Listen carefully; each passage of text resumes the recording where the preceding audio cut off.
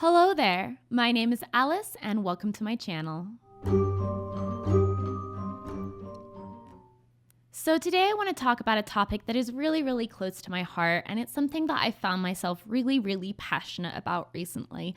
I've been doing a lot of streaming on Twitch, and my audience on Twitch is not just artists. It's comprised of a lot of people who consider themselves non-artists as well. And it has really gotten me thinking and talking based on some of the questions they've asked me and things like that about how I am really passionate that everyone is creative. I truly believe that everyone is innately creative and that as humans, it is a healthy and innate part, I know I've said innate a lot, but of our essence and spirit. It's something that makes us human. And the reason I believe this is that as far as human history spans, before we even settled and made civilization and did agriculture and stuff, back when we were hunters and gatherers, we still made time to create art. Whether it was to record our history and our lives, to create beauty, to make a statement even, creating art is intrinsic to human nature. Even when we were fighting for survival every day, we still made art. Cave paintings older than 64,000 years were made by Neanderthals. The painting's a red hand stencil in Maltravizio cave in Spain. And most of us have probably heard of the famous Lascaux cave paintings, which are in France, and they were discovered in 1940. And that cave contains over 600 wall paintings from the Upper Paleolithic era, and those are approximately 17,000 years old. And they are absolutely beautiful. They are beautiful, fascinating works depicting horses, deer, and other large animals and flora that were native to the time. So you have people creating paintings 64,000 years ago. Think about that for a second. 64,000 years ago, when humans were fighting for our survival, when we had to live in caves and hunt and shit like that, we came home to our caves and painted shit. That is insane to me. It is one of the earliest forms of human creativity and of human expression.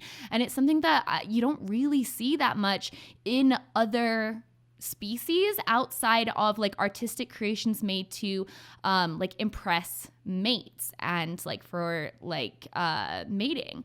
And humans seem to be, correct me if I'm wrong, the only species that creates art for a statement, that creates art to just express themselves, that creates art just to add beauty, that creates art for no other reason than the fact that we are innately called to do so.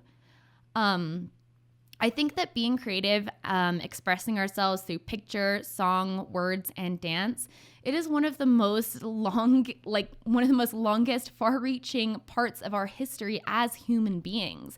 It is intrinsic in all of us, but our current society stamps it out in those of us who don't show quote-unquote talent at a young age. So throughout history, humans have painted. For a time, it was a really revered and prestigious career, sponsored by the church and by wealthy patrons. And then eventually it became really elite and exclusive, and there was a lot of value placed on new innovative ideas, different techniques, and new movements. Then there was a resurgence of craft arts due to the arts and craft movements in the late 19th century. And that started in Britain, and it eventually moved throughout the world. And a big name that you may have heard of from the arts and craft movement is William Morris, who created beautiful textile and wallpaper patterns. So this movement focused on pattern, sculpture, ceramics, textiles, metal, and wood, and there was a high importance placed on the quality of the craftsmanship and an emphasis of the importance of arts in economic reform. So the arts and craft movement was, as most artistic trends often are, a reaction against the society of the time. In this case, there was a perceived impoverishment of decorative arts, as well as the societal conditions around which which they were being produced. So this movement stood for traditional, high-quality craftsmanship, and it embraced folk styles of decor, as well as advocating for economic and social reform and embracing anti-industrial ideology. This movement then paved the way for the modern crafts movement and contributed to the founding of the British Crafts Council in 1970. Additional contribution to the validation of crafts in art came in the form of outsider art, which I absolutely love and is a huge inspiration for this video. If you consider yourself a non-artist, if you consider yourself a not creative, even if you consider yourself an artist, please look at the outsider art movement and take a look at it. It's very interesting. But outsider art is art by self-taught artists, or like what are called naive artists. They're artists that have little or no contact with the mainstream art world, or normal like fine art institutions. And outside art frequently explores concepts of mental illness, unconventional ideas, and fantasy worlds. Then you have folk art. Folk art is rooted in and reflective of a community's cultural life. It can be tangible, like sculptures and crafts, or intangible, like music, dance, and storytelling. The objects are usually utilitarian in nature, and folk art can encompass mediums from clockmaking, cabinetry, rope making, quilting, weaving, masonry, leather crafting, and so much more. Folk art has had a heavy influence on many artists, including Pablo Picasso. So these movements and many more, such as the collage art that was popularized during the Dada period, have trickled down and influenced all aspects of the creative community. Now we see crafts such as scrapbooking, embroidery, sewing, art journaling, knitting or crocheting, metalwork, woodworking, pottery, and more becoming mainstream, with Pinterest tutorials and YouTube videos bringing these crafts directly into the homes of everyone. However, there is still a distinction that society tends to draw. There is a line, and there are a few lines that I see. The first line is that of between what is considered fine art, that is art that's shown in galleries in like New York and London and Paris, artists with these dealers that are selling their art for millions of dollars, hundreds of thousands of dollars. You get the picture. Then I see commercial art, internet art, people like me who are making a living making our art, but the art we're making is accessible to the general public, not the elite. I know I say that wrong. I think it's elite. Anyway, or elite? I don't know. So, we are kind of like posting on Instagram and selling our prints and like doing YouTube videos, like influencers, that kind of thing. And then you've got the beginners, students, amateurs, people that are still working and learning. They're making a name for themselves. They want to be an artist. They consider themselves an artist. They want to be a professional artist. But they are still in a place where they consider themselves an artist. Then you have the category of those who think they can't be creative or draw at all. The I can't even draw a stick figure crowd, or the I don't have a creative bone in my body crowd. You see artists complain about these people a lot. And I understand, because we've worked really, really hard to get where we are. And people say, oh, I can't even draw a stick figure. And you hear that so many times, it gets kind of exhausting. But I don't think there's enough emphasis placed on what that actually means. And I think that's something that's really important. So I'm going to come back to that subject, but I want to talk about the second distinction that I see, which is the idea that things like folk art, crafting, etc. are not art, that they're just crafts, that the beautiful wreaths that you make don't make you an artist, or that gorgeous bullet journal layout you made doesn't make you creative. Or the furniture, the cool wooden chest that you made for the end of your bed doesn't make you an artisan or a craftsman. I'm here to tell you that you've been lied to your entire life. You're wrong.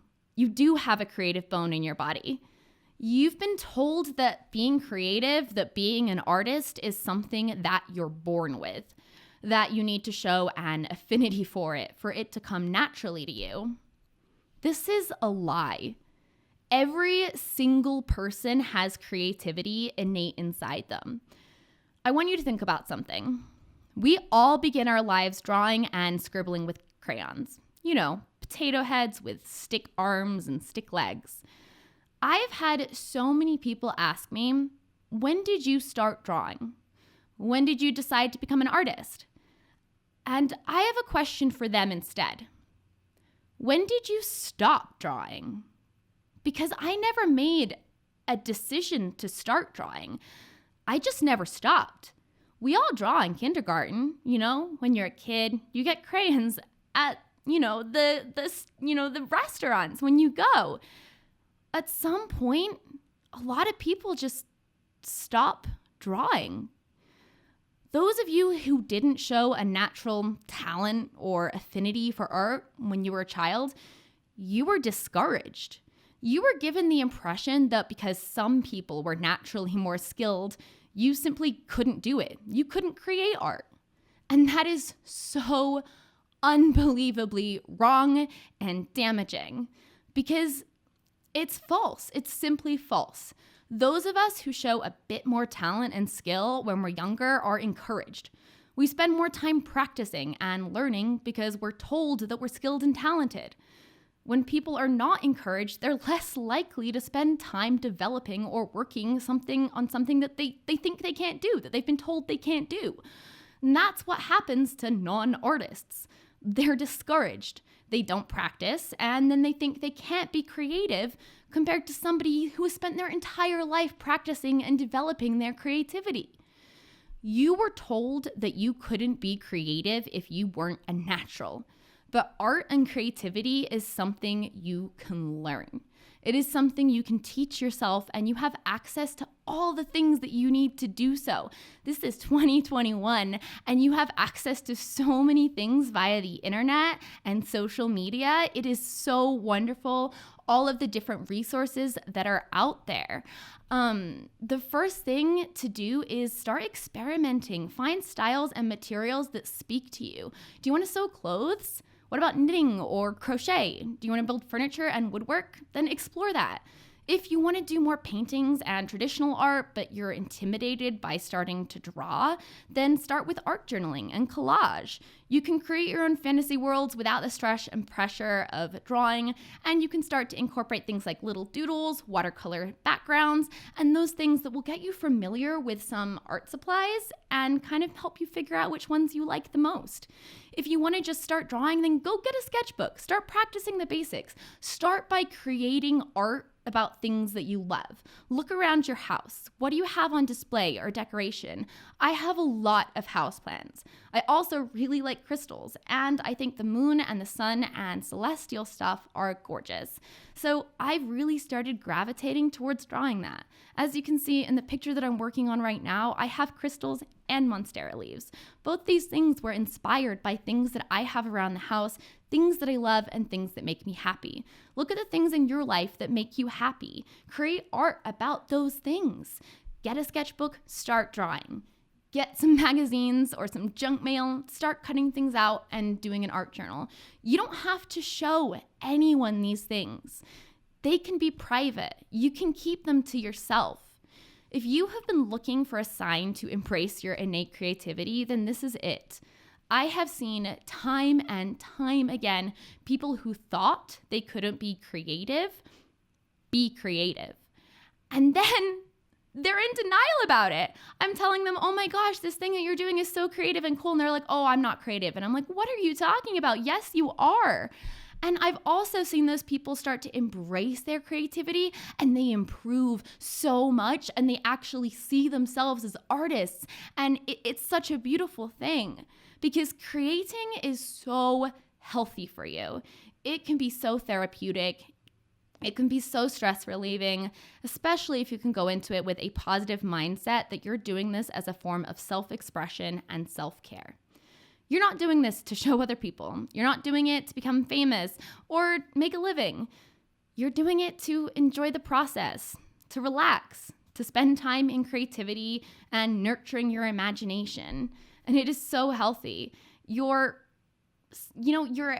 exercise your body, but it's also important to exercise your mind, not just by doing things by like reading or educating yourself, but also exercising your creativity. Your imagination is something we all have. Your creativity is something that we all have. It's not something that you don't have. It's something that you haven't worked. It's a muscle you haven't built. It's just like discipline. It's just like exercising, learning a sport, learning how to do anything. It is something that you can learn. And it is healthy for you to practice and to cultivate your imagination and to express your creativity. Trust me, you will feel so much better. It is just a great way to express who you are. You're spending time in creativity and you're nurturing your imagination.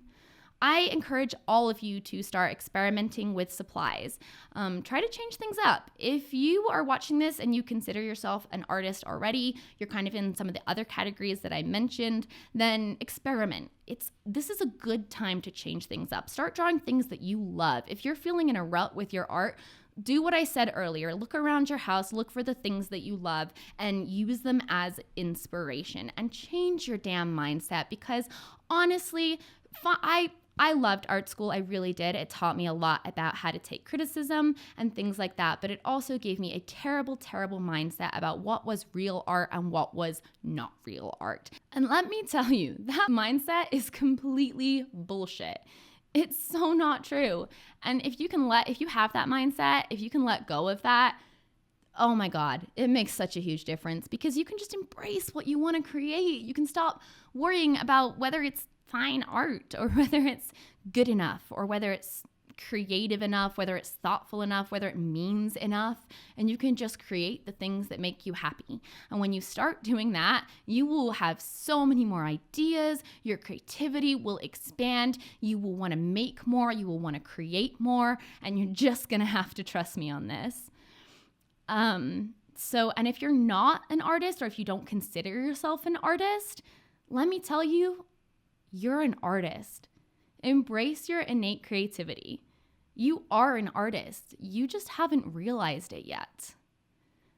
I definitely recommend YouTube, Pinterest, TikTok for art tutorials and art inspiration. You can look into art history. I'm thinking about starting a series highlighting some female artists and stuff from art history here on my channel. So definitely keep an eye out for that if that's something you're interested in.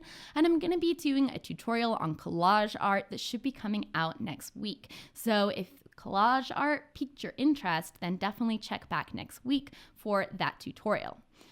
And I think that's everything I have to say on creating for people that think they aren't creative. I just really wanted to talk about this because I've talked about it so much in my streams recently, and you can be an artist. If you want to draw, if you want to be creative, do it. You will find something that speaks to you. If you want to do visual art, you might like painting more than you like drawing. You might like pastels more than you like pen. You might like pen more than you like, I don't know, the marker. You just have to try things out. So yeah. By the way, this piece, let me do a little talk about what I'm working on, since I'm kind of done with that guy. This piece does show some mistakes that an actual person that does this for a living can make, because I painted this on the wrong side of the paper. Took me a while to realize, but I think I made it work by adding a lot of watercolor pencil on top. But this painting was done in watercolor, gouache, and watercolor pencil. I used a lot of masking fluid. That's what you saw me take off to protect the white highlights. And this piece is called I'm Not a Monstera. And it's kind of this hot pink, bald girl. It's she's growing trapped in these crystals, and there's these monstera leaves kind of all around her. I imagine she's kind of in the jungle or something like that, in this foliage. And she has crystals growing out of her eyebrows. She has crystals for her eyebrows. And I don't know, I really tried to play with some aesthetics and things that I really was interested in, and I'm really pleased with how it turned out. So the original for this is for sale on my Etsy, as well as prints if you are interested. I also just restocked my Etsy with a bunch of stuff. I have a bunch of new prints there. I have foiled prints, a bunch of new stickers and things like that. So I definitely recommend checking that out as well. So yeah, gosh, I've got a few more minutes to fill. What else? Is there anything else? I'm going to try to get back on a more regular schedule with my videos. So I do miss you guys. I've just been struggling editing. But I am a lot happier, over the last few weeks or last few days with editing. So I think I might be starting to get back into it. I'm excited about the collage tutorial, which should be next week. I'm so excited to show you guys that. Collage art is so much fun. I hope that if you do consider yourself like a non-artist or a not creative, that this was helpful for you and that maybe you're a little inspired, because I think it's important. Okay, this piece is done. I love you guys so much. Definitely check out my Instagram at Hello Alice. My Etsy link is in the description box. I do Twitch streams. They are 18 up, and I stream every day except for Wednesday and Tuesday. So if you would like to check those out, I also have a link in the description box for that. So thank you so much for watching. I love you guys. This was, I hope this topic inspired you. And I will see you in my next video. Thanks for watching. And as always, have a great rest of your day. Bye, guys.